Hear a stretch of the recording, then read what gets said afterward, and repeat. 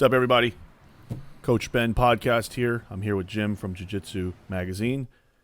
It's been a little bit. What's up, Jim? Man, we're still here. Still chugging away, churning out some topics. And it's kind of hard to not talk about our situation still. And you wanted to get the word out about the positive aspects of what's going on here, or the potential of the positive, because there is a lot of negativity for sure. I mean, you turn on any kind of news channel, whether you're a Fox guy, CNN guy, MSNBC, C-SPAN, whatever your outlet, it's usually pretty grim. It's not what we traditionally categorize as the happiest of times. Yeah. So Coach Ben is here to talk about, well, hold on. Let's take pause for a second to look at some things that could be perceived as something positive to kind of counterbalance this thing. Okay, yeah. So thank you, Jim. I wanted to, before we even get into like the actual positives of being in this pandemic, which there are a lot, if you just look, I kind of want to go over the like a philosophy, a lesson that I believe it's from Taoism, where there's many forms of this this philosophy, but basically it's the philosophy of there is no good or bad, just perception. You know, your perception of the circumstances, right? There's many. We all know what this is, just in many other forms, right? So examples would be something like every rose has its thorn. Blessing in disguise is another one, right? Like you've heard, that's a blessing in disguise. Or, it's darkest before dawn. You remember in The Dark Knight when Harvey Dent says that to Batman or to Bruce Wayne. When one door closes, another opens, right? So that's another one of these sayings, right? And it all kind of comes down to the central point, which is there's no good or bad, just your own perceptions of the circumstances, right? And I think this philosophy is very important because it helps you understand things in nature, right? So nature is very complex. It's pretty much impossible to tell whether anything that happens is inherently good or bad, right? So let's just get right to a specific example of this pandemic, right? So one of the things that is considered to be, I guess, bad would be the loss of the economy, right? The economy is struggling, and that's, it's pretty certain that we're going to see the fallout of this happen. So what is then a different way to look at this, right? What's another way to look at this in terms of, well, maybe it's not bad for the economy.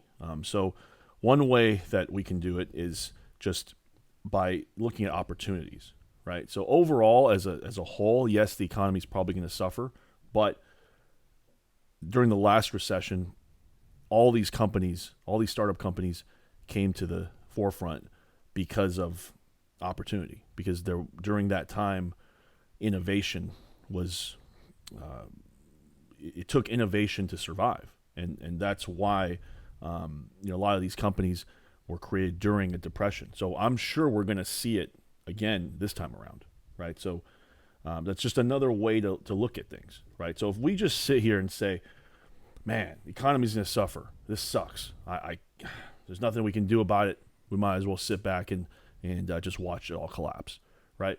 The reason for this mindset is because if you have that mentality, right, there's nothing wrong with that mentality maybe for a brief moment. But if you continue that prolonged negativity, what are you going to get done, right? What actions can come from that? Probably nothing, right? But then if you think, well, the economy is going to suffer, but guess what? I am in a position now where I have an opportunity to adapt and create and overcome, then that's a good, that's so then we can go back to the original statement, right? There is no good or bad, right? The economy is going to probably as a whole go down, but in that time, it creates opportunities for people who are, adaptable. They think, they can think through this and maybe create stuff, maybe adapt their business to overcome this. And overall, you're going to come out a better, whatever it is, businessman, better person, a better student, a better human. So without these types of struggles, I don't think we can be as strong as we are as a race. Does that make sense? Absolutely. So, and I want to make it clear that this philosophy, it's not meant to be used as a way to justify an action, right? It's not like, well, how do I put this in a way? It's not like, okay, robbing a bank, it's neither good nor bad. So I'm going to go rob the bank right now. No, that's not how it works. You don't want to use it to justify an action. It's more like, something has already happened, and you can either look at it as good or bad, or just don't see it as good or bad. You just see it as something that's happened. There's a famous story about a Chinese farmer. Have you heard about this story? Yeah. In fact, tell the story, Jim. Shout out. Well, I'll botch it, but All right, shout let me out to tell the story. my friend Brandon Fung in Singapore who told me this. It's the story of the farmer who's to say what's good, who's to say what's bad. Yeah. And Alan Watts. So what is it? A man rides in on a horse. So it goes like this. Okay. There's a Chinese farmer, and I might botch it too, but I'll at least get somewhere in the ballpark. The Chinese farmer, and he has one horse. One day, the horse runs away, and the villagers come to this Chinese farmer's house, and they say to him, "Wow, that was such, that was so unlucky. You such misfortune." And the farmer says, "Maybe, I don't know." And so the next day, the horse comes back, brings 5 wild horses. So now he has 6 horses. And the villagers come to this man's house again, and they say, "Well, that was such great fortune. How lucky, yeah. How lucky you are. When yesterday they just said how unlucky he was. Today he's lucky." And the villagers, the farmer says again, "Maybe, because the next day something else is going to happen." So the next day, his son is trying to tame one of the wild horses, breaks his leg. And the villagers come again. What do you think the farmer says? "Oh, it's so unfortunate. This sucks. That's bad. Your son broke your leg." And the farmer says, "Maybe." So the next day, the military comes, and they're drafting people for the war. All able-bodied young men. And his son fit the category. Was able-bodied, has a broken leg. Saved him from the war. Everybody came back from the war, maybe died. Son saved.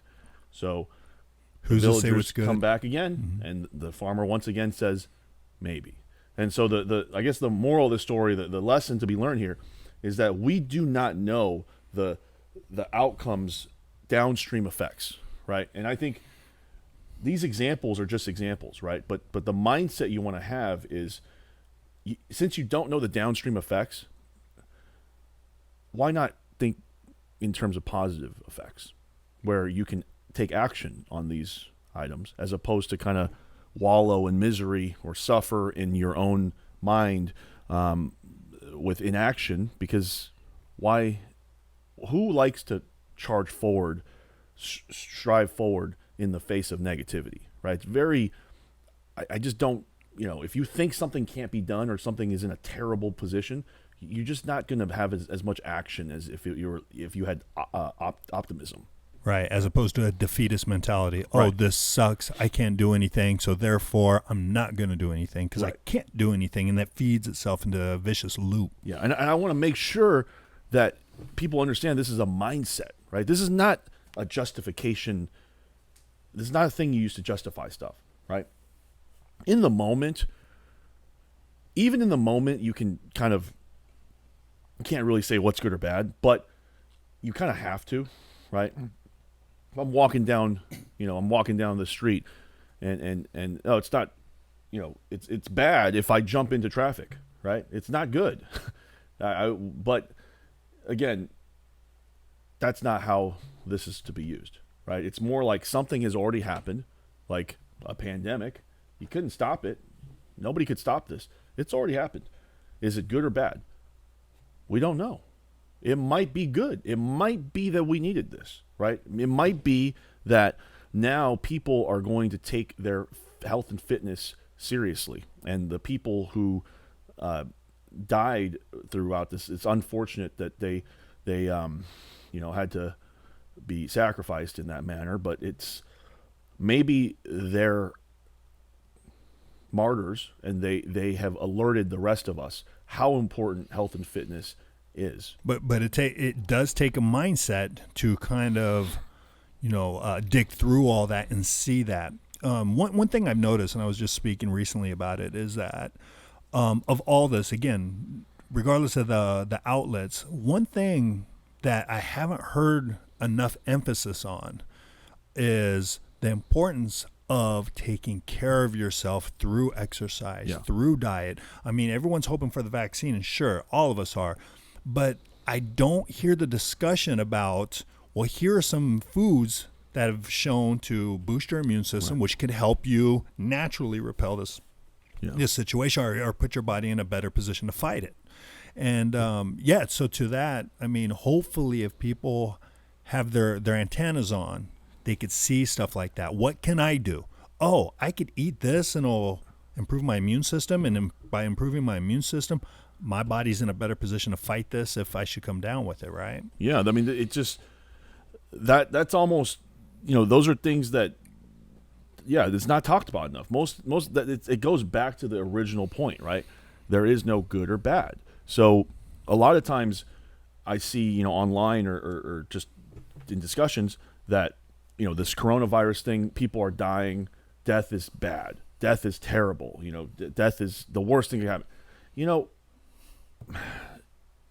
If you look back on history, you can't, a lot of times you don't know the downstream effects of these things. Is it better for more people to live who are, I guess, already have a lot of pre-existing health conditions? They're older. The answer should be yes, right? But think about it this way: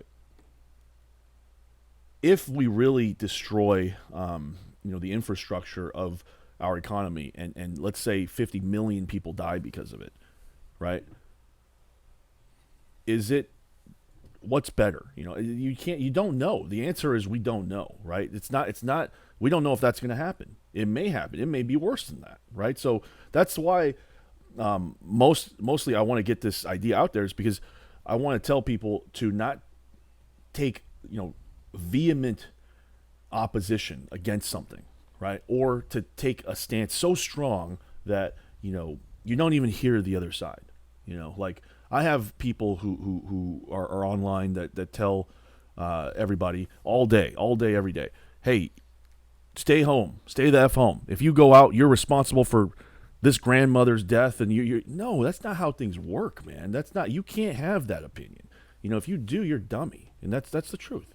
Because how do you know that that's going to happen that way, right? How do you know that, that person who's not staying home, who needs to provide for their family, how do you know that their family isn't going to suffer and possibly, they might lose a family member in another way, right? Maybe there's starvation, who knows? There's different things that can happen here. And that's why I don't take strong stances on things like, we have to open up right away. Here's the other side of things. Absolutely. We have to open up right away. Mm-hmm. Because we don't open up right away, the economy will be ruined.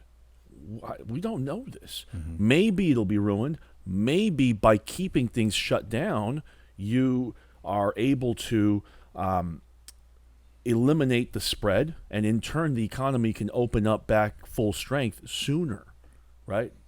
Yeah. So, in fact, right before we started recording, we talked about that a little bit of, the risk of opening up too soon. As much as we all want it to open, and I think it's safe to say we all do, just imagining the scenario that if we did that, and what if it broke? Is it so ridiculous to think that another surge or an outbreak could happen, and then we have to do this again? Yeah, and that might be the end. That would be horrible. Right. That would be horrible. And so that's why it's always, you have to take a balanced approach. And that's why I think people picking sides is ridiculous. Mm-hmm. And also people ridiculing others for switching sides. I was a heavily, I was heavily involved in religion when I was younger. I'm not anymore, but I'm not against people who are, and I'm not gonna go down rabbit holes that I don't need to go down, so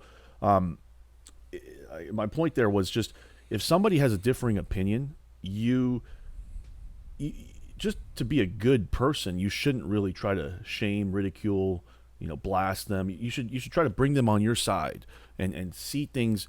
And everybody should all be on the same side. You should all be on the side of critical thinking. You shouldn't be on the side of like political stuff or biasness, right? So if you understand this concept, right, it is things can go both ways. You just don't know. Then how could you take a vehement stand against something, right? Mm-hmm. And if that's the only positive we get out of this coronavirus, I think that's a good one, because there's just so many, non-critical thinkers out there, people that are biased, and we're all biased, but taking the biased, being biased in a way that your opinion is concrete. I think it's incorrect. Yeah, I always tend to flinch a little bit when I hear people speaking absolutes. Yeah. Especially if, okay, well, what's your source? Well, I watch the news all the time. It's on TV all the time. Okay, Here we go. And as long as we don't blur the lines between, right and wrong here with this philosophy, I think we're good. We can't use a slippery slope here and use it to justify things, right? Also, this way of thinking, philosophy of no good or bad, it works both ways in giving you strength, right? It gives you strength in misfortune, right? When something you consider to be bad, misfortune happens, you can always, if you don't consider it, misfortune, if you just consider it as like an opportunity or something that you're going to learn from, then you have the strength to strive on. It gives you the strength to move on, right? If something that in the moment I consider bad happens, right? Let's just go for really bad. Let's say, I get the coronavirus. I get COVID-19, right? First of all, it's already happened. If I get it, I've already got it. So I've got it. So right then and there, you can spend a brief moment to grief. This sucks. I have coronavirus. Don't ever let anybody tell you that you can't do that, because that's human. That's a human trait. But if I do that for the 2 weeks, 3 weeks, 4 weeks that I'm going to have it, I'm not going to accomplish anything. So right then and there, if I were to get it, I'd probably spend a day to just be like, damn it, this sucks. And then right away, you need to take this mindset and just internalize it. Did you got the coronavirus? Is that good or bad? Maybe it was good. Maybe this shows you that you need to treat sanitation a little more seriously. You need to wash your hands more. You need to stop touching your face. Maybe it tells you that you need to you're not let's just say I'm not asymptomatic, right? Well, then my body probably wasn't as healthy as it could have been, because there's most of the super athletes that I've talked to who have gotten the coronavirus completely asymptomatic. They had a cough for like 2 days, but they have tested positive for it. So again, it's just a way of thinking to help you, right? You can use it in reverse, right? So let's just say something very fortunate happens to you, right? Whatever. Let's say I walked outside, found a treasure chest, and there was like, $1 million in gold, whatever. All right. And it said, there's a note that said, this is all you, buddy. And I took it, right? This philosophy of there's no good or bad helps you in that situation too, right? Because you need to have the humility to be like, well, I just got very lucky here. This may be good. It may be a good thing. It may be bad, right? It might be a trap. It might be, I might become a bum because I just got all this money. How do you think lottery winners almost always regress back to the mean? They always become what they were before, because they never internalized this. They didn't think that this was that there was a possibility of winning the lottery being a bad thing when it could be a bad thing. It's a great, It's a great fortune. moment. It's in the moment. It's a great, it's a great thing. Wow, you won the lottery. Excellent. But if you don't take that step back and think about it, think about that Chinese farmer story, it could ruin you. Yeah, that's a very good point. And, it's funny. You mentioned that one of the first things I think of, well, a couple things. First off, the mindset. Yes. The mindset, to me, that's what jiu-jitsu is to me. On a physical plane, it's a great example of this mentality. We're about to get to jiu-jitsu. Here we go. Strap in. So I commonly use this when I talk to people about the importance of jiu-jitsu, and this mindset is that, okay, being mounted sucks. I mean, in a tournament, that's the biggest point discrepancy that you can get faced with. A 4-point position, right? Mount. It sucks. Now, as you got your guard pass and you're mounted, do you sit there, oh, this sucks, oh, hell, and then you just have that mindset, or you accept it, okay, this is what it is? Because denying the mount is not going to do it. No, he doesn't have me. Yeah, he does. He has you. So the idea is to accept it, but now we have work to do. There's a way out of this, and to have that cognizance to get to work. There's work to be done. Yeah, exactly. It's like there's a way out. We can do think this. of it in many ways, right? You mount. Let's say it's me and you, and we're in a competition. You've mounted me. Maybe the rule set is ADCC rule set. I have inside leg position on you. You've given me access to inside position on you, and I can attack your legs. Or Olenek. How does he do it? He gives up the mount. Oh, cool. Yeah, Check this exactly. Olenek just somehow beat Fabricio over Doom the other day. It's incredible. But he gives the mount. Yeah. But you're giving him your neck. Yeah. So what's good or bad there? Right. There's no good. Mount is good in most situations that you can think of, but you don't want to forget about the situation where it's bad. Against a good leg locker, you don't take mount. You do what's like a butterfly mount in reverse. It's like you do like butterfly guard in reverse. You gotta hide. You gotta get ready to pummel. If you give a good leg locker mount, they could literally like pretzel their leg over and heel hook you. And these systems were found by people who just didn't accept the bad side of the situation. Right. Generally, it's bad unless you do this. Right? Then it's the first. They just gave you the first part of the setup. And again, this is where we can take that. These kind of corollaries and advance them, right? Mm-hmm. Do not use this mindset as a way to I used a word here that was important, as a way to justify anything. So I'm not going to let you pass to mount because I'm in my head thinking, well, mounts, it's good or bad. I guess there's good in mounts. So overall, you don't want to use this as a way to justify it. You want it to use this as a way to reflect, because when you reflect, you then can create, motivation. You can create action, right? If I'm thinking, oh, you mounted me, I actually got you in a dominant leg locking position. I just have to move twice. I move once by bridging. I move twice by throwing my leg over into a reap.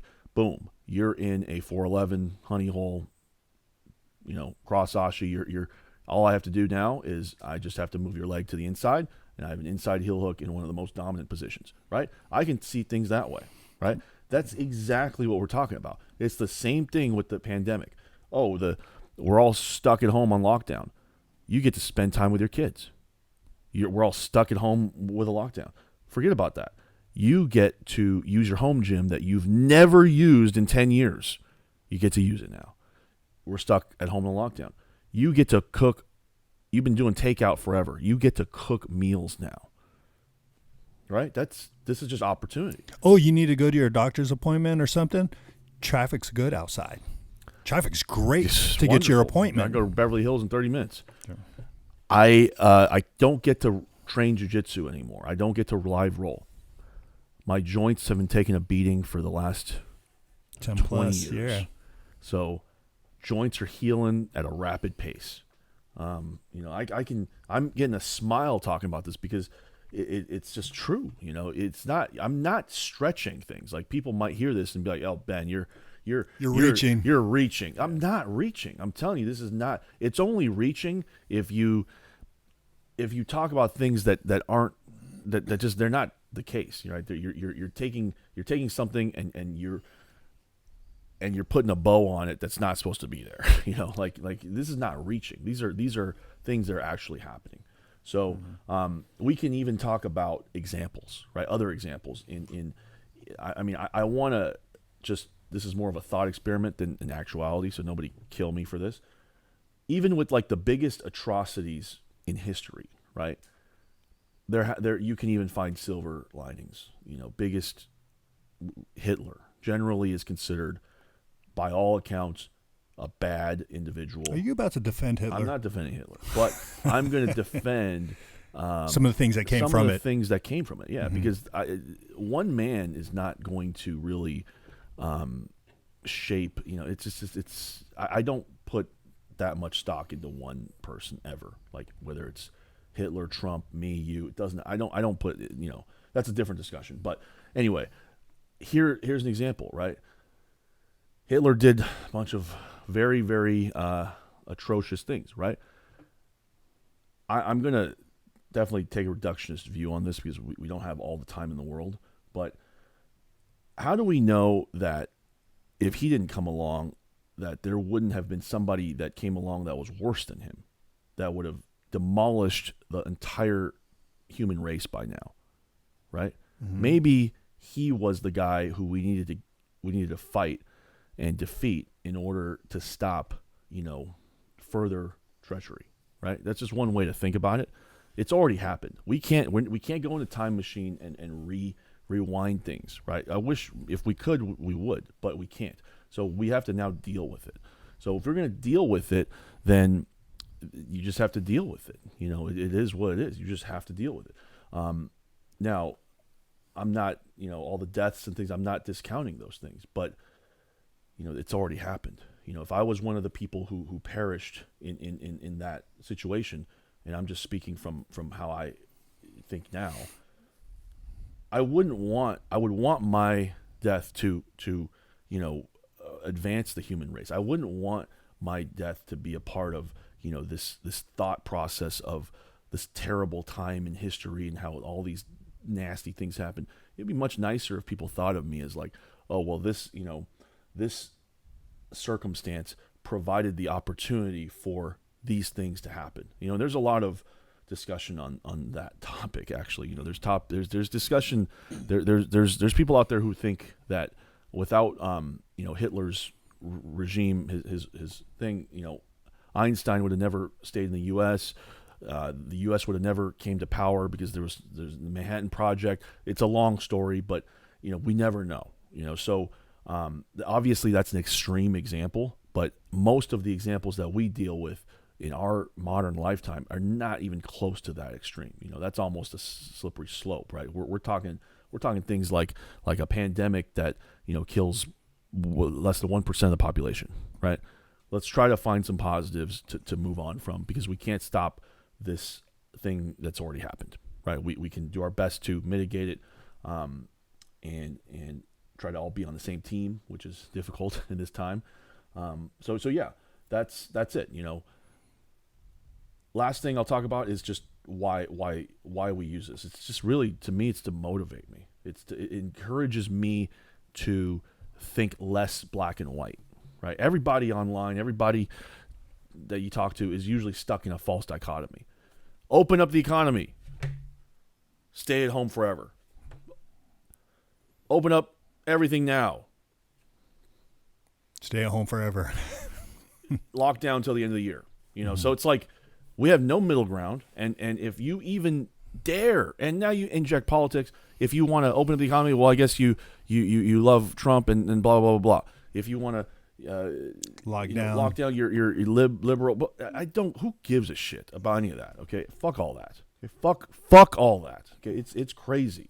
That stuff is the most unproductive, it's just ridiculous. It's ridiculous. And so I guess I'm just going to leave people with this. Remember, this is a tool for action and motivation, positivity, strive forward, to ward off instant and emotional reactions to things that are outside of your control. to be better to people, to be kinder to people. When you think this way, you generally are nicer to people who have differing opinions because you can see how they could be right. It's usually when you truly believe that somebody is wrong that you go after them, right? But what if you're the one that could be wrong? And I think people don't think about that enough. Yeah, very true. Yeah. Well, that's a great take, and I think it would do people a service to maybe just that alone. In fact, if you take anything away from this podcast, this episode, I think that's it. There's another side to the story. Yeah. Tapping is not bad. Tapping's not bad. You just get to reset. Bow. Winning may not be good. Yeah. I know competitors in jiu-jitsu who never have really won any meaningful competition because they consider tapping somebody as good and tapping out to somebody as bad. Okay?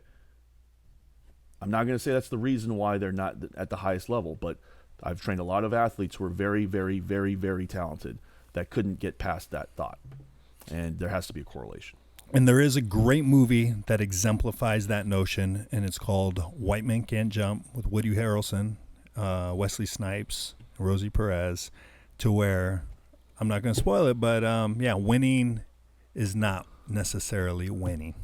Yeah, you could win and lose. I think there was, if you watch the Marvel movies, they kind of highlight that a lot. It's like you think you won, and then the bad guy had this trick up his sleeve that you didn't think about, and kabam, you lose everything, and then you have to go to a time machine. At what cost? Yeah, at what cost did you win? So, so never just think this is good, this is bad, especially when it comes to outcomes. It's just our perception of it, and so during this time, I think this is the most important time ever to think about this because if we're going to rebuild and go back to the way things were and even better, you have to accept that this was a part of the rebuild, not something that you wish never happened, because that's not realistic. Roger that. Well, Coach, thanks for your insight, and hopefully you guys out there can kind of piece something or take something out of this and piece together your own fortunate reality, in the future on the other side of this. But in the meantime, take care of yourself, be kind, be nice, and be well. Yes, sir. Follow at Jiu-Jitsu Mag, at Coach BZ on Instagram. We both have YouTube channels. You can search for that. I have a Patreon. It's out there somewhere. Anything else, Jim? No, that's it. Another good one, Coach. Thank you. All right. Thank you. All right.